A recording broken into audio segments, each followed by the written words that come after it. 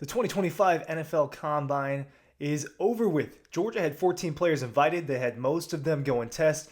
All of them went and measured out, and they balled out. The Georgia players balled out at the Combine. Trevor Etienne, Tyrion Ingram-Dawkins. You can go down through the list.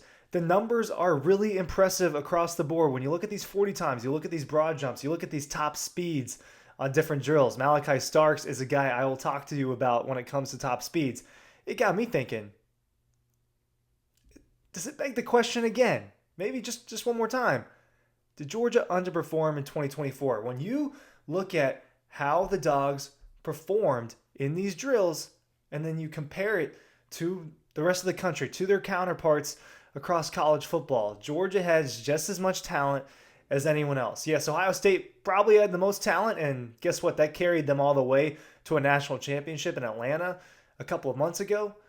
But the Dogs are up there with everybody on a year in, year out basis right now under Kirby Smart when it comes to this talent. And when you see the way that they test and the way that they perform, when you compare it to the rest of the country, I sit back and I look at the 2024 season and I say, oh man, look, that just wasn't as good as what we expected. It's not as, and it, like we've told you over and over, like it's been said, what it feels like to be 1,000 times at this point, it wasn't Georgia's standard.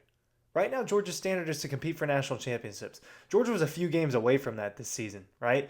They would have had to beat Notre Dame in New Orleans, and they would have had to go down and beat Penn State in Miami. So they were 2 steps away from getting to Atlanta, getting to where the national championships was this past season. And look, injuries add up, right? And some of the guys I'm going to talk about here in a couple minutes, they were injured and they got hurt. And that's not something that's totally in your control as a football program. And Georgia had to deal with that a lot this past season. And impact players were hurt. Tate Ratledge, Trevor Etienne, Ingram-Dawkins has dealt with plenty of injuries. Jared Wilson, the starting center from this past season, who Mel Kiper is now tabbing as someone who he doesn't think is going to fall past the second round. Not quite a first round pick, but he would be surprised if he's not a second round pick. A guy that's only started, 10, 11 games in his Georgia career?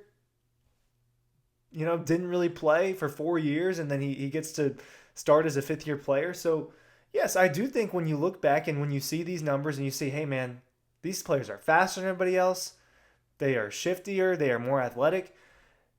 Yeah, you think about having one of the better quarterbacks in college football in Carson Beck. You think about having the defensive personnel that they had, the offensive personnel that they had. No, it wasn't as good as it was a couple of years prior. But yeah, it's still good enough to where an 11-3 season and 1 trophy versus 2 or 3 is not what people want in Athens. Ryan Curley from Dawg Post talking about how the NFL Combine is further proof, if we're being quite honest, that Georgia underperformed in 2024. And look, I've said it over and over. I just don't think the team was quite as good. And that is the easiest way to break it down at the end of the day. Why did Georgia not look as good as they did in 2023? Why did they drop off so far? Why couldn't they compete for a national championship the way that it did for 2 years straight and really got close to doing in a third year straight? Why didn't that happen this season? Well, the players weren't as good. So that's a little bit contradictory to what I'm saying, right? Well, just because the players weren't as good doesn't mean that they were not good enough to get this done, to compete and win a national championship. One of the differences in the way that I thought and I felt about this Georgia team is early on it felt like they weren't going to win. Why? Because they were struggling with teams like Kentucky. They were losing those games against Alabama. They were dominating pretty much everybody the 3 years prior because they had better players. The thing is, Georgia had better players this year. Let's start with Trevor Etienne. This is a guy, and I probably should have started this a little bit earlier, but if you stuck around, Trevor Etienne ran a 4.42 officially on the 40-yard dash. That ended up being 6th most among running backs. Not every single high-level running back tested, but this is faster than Jarquez Hunter, a guy that I think could be a good NFL running back. Omarion Hampton, a guy that right now is the odds-on favorite to be the second running back taken off the board after Boise State's Ashton Jeanty. He ran faster than Quinshon Judkins, Taj Brooks, Jordan James, Caleb Johnson. These are guys that are considered for the most part, as better prospects than Etienne. He's running faster than them. Speed's not everything. It matters a lot at the running back position, but it's not everything. Etienne's a guy that committed to Georgia over a year ago, came from Florida. They're a arch rival, and he wanted to compete and he wanted to win. Well, he ended up helping them do that, and he helped them do that in some big moments against Texas twice. Obviously, he has a big game against the Longhorns in both of those matchups and helps Georgia secure an SEC championship. So he did what he came to do. But what people expected and what Georgia truly needed at Etienne was a guy that was going to not necessarily carry the load, but be an efficient running back. Be someone that they could hand the ball off to 15 to 20 times a game and say, hey, go get us 100 yards and a couple touchdowns. Hey, go make a few explosive plays. That just didn't happen throughout the season. It doesn't help when he's dealing with a rib injury, and that really hurt his November. It doesn't help when he misses the first game against Clemson due to the DUI-related arrest from past summer. So those things don't help. And him just not playing as much as you thought he would doesn't. But he got out-touched by Nate Frazier, true freshman. And he got outproduced by Nate Frazier, the true freshman. And Georgia's running back room hurt from Etienne not being quite exactly what they thought. Now, Roderick Robinson, Brandon Robinson's injuries don't help. But with Etienne, he just wasn't DeAndre Swift, a guy that they compared him to in the spring. And when you put those lofty comparisons on a guy, then people start to have really high expectations for what he's going to accomplish in the red and black. Those things just didn't happen, and those comparisons at the end of the day were unfair. It's almost saying like the unfair saying Carson Beck is QB1 in this upcoming draft a year ago after 1 year as a starter. It wasn't necessarily fair on him. Jared Wilson ran the fastest, I believe, the fastest time if not, it was one of the fastest, a 4.84 40-yard dash. He showed off the athleticism.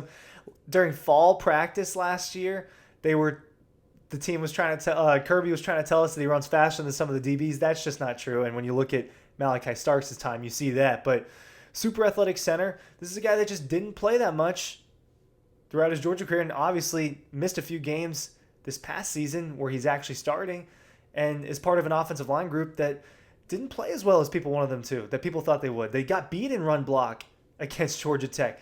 They got beat early on against Alabama. They got beat against Ole Miss. They got dominated against Ole Miss. And that defensive front that has multiple NFL guys. And then they test and they say, wow, man, these guys are just more athletic. They're just better football players. This is a guy that barely played. He's probably going to be a second-round pick. That's the trend that's happening at this NFL scouting combine with these Georgia players. Tyrion Ingram-Dawkins, defensive lineman for Georgia, can kind of play inside and outside on that defensive line. He had one of the fastest 40 times. He had the best vertical jump, the best broad jump. He tested better than pretty much every defensive lineman in this combine. And now he's going from a guy that had 3 sacks in 2024, barely played in the seasons before that because he's dealt with some injuries and the production just hasn't been there. He's going from that to being a guy that now draft experts are thinking, hey, he's going to be drafted somewhere probably between the 2nd and 5th rounds. Probably a day 2 guy, 2nd to 4th round. But the production's not there. You're seeing this a lot. Draft is based off potential in a lot of ways. That's why Trayvon Walker ended up being the first overall pick in the 2022 NFL draft. It wasn't because he had 10.5 sacks. It wasn't because he had 75 tackles on the defensive line. It's because he shined in some big moments and he tested like an absolute freak. And that's what's happening with these Georgia players. Even some of the guys who were heavy contributors for Georgia. Arian Smith was a heavy contributor for Georgia. Runs the 4.36. Well, he's got the drop problem for Georgia. And that blazing speed helped Georgia. But in a lot of ways, he hurt Georgia and hurt momentum. Dominic Lovett tested pretty well. Same thing, had a little bit of a drop issue. Malachi Starks, a guy that, if you watch people who break down film, they think Malachi Starks didn't play as well this past season as a junior compared to 2022 and 23 during his freshman and sophomore seasons. He makes the jaw-dropping plays. He makes the jaw-dropping interception against Clemson, against Oregon, against Missouri. He chases down Cody Schrader for what ended up probably being a game-saving tackle. He makes those plays. I'm not a tape expert, so I'm not going to sit here and tell you to break down tape. But no, I didn't think he played as well as someone who pays attention and watches a lot. Well, then you go to the combine, and he's the freakiest safety in the draft. He's the most athletic DB in the draft. He's in all of the drills reaches the fastest top speed. And these drills are not just the cone split, not just the 40-yard dash. We're talking about drills where he's catching the ball, drills where he's running and catching a deep ball, practicing interceptions. In the game-like situations, the Georgia players are showing that they're better in a lot of ways when you compare it to the rest of the country, which is what they're getting drafted for. Rowledge, similar thing, right? I don't think I'm missing anybody at this point. Smile Munden tested probably about as what I thought he would. Warren Brinson tested pretty well, right? But at the end of the day, Georgia underperformed in 2024 in relation to the talent that it had. No, it wasn't as talented as Ohio State. No, it wasn't as talented as the past few Georgia teams. An SEC championship trophy is awesome. It's not something that should be complained about by Georgia fans. But I do think that they just couldn't put it together and do it away. The 24 Georgia team didn't reach what its potential was. And people are going to harp on that. It's time to move on. Next week we'll be getting into spring practice, but the combine shows you, look, talent is not the issue in Athens. It wasn't the issue this past season. Ratledge would tell you it's not coaching either. It just didn't come together for the Dogs in 2024.